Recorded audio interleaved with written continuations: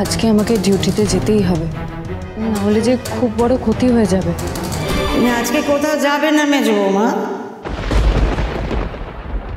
না মা,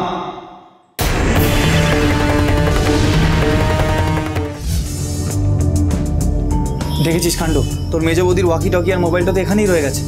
এগুলো তো দিয়ে আসতে হবে, গুরুত্বপূর্ণ জিনিস। সর্বনাশ! এ কি, এগুলো সুইচ অফ হলো কি করে?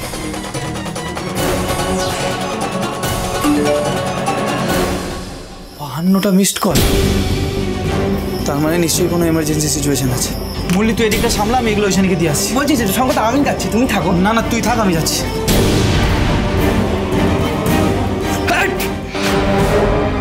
ঈশানী ঘোষ তো জানতে পেরে যাবে ওই গন্ডগোলটা বাড়াবাড়ি জায়গায় চলে গেছে, তখন তো ঈশানী ঘোষ চুপচাপ বসে থাকবে না।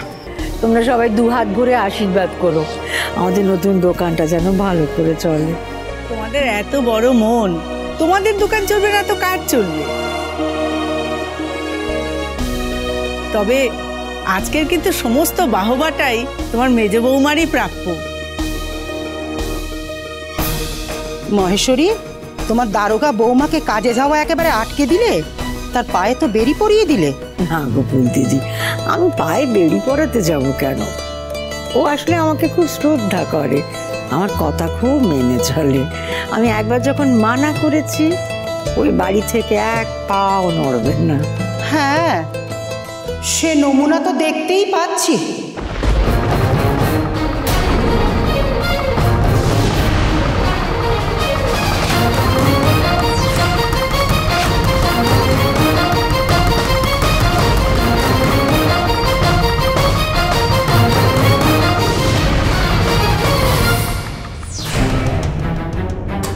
তুমি এই পোশাক পরেছো কেন?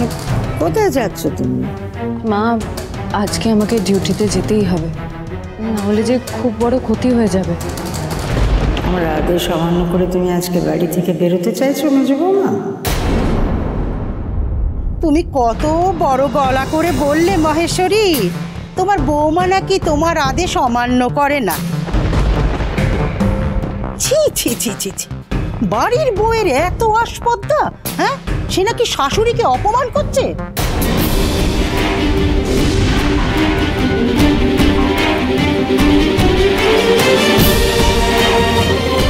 তুমি আজকে কোথাও যাবে না মেজো বৌমা? না মা,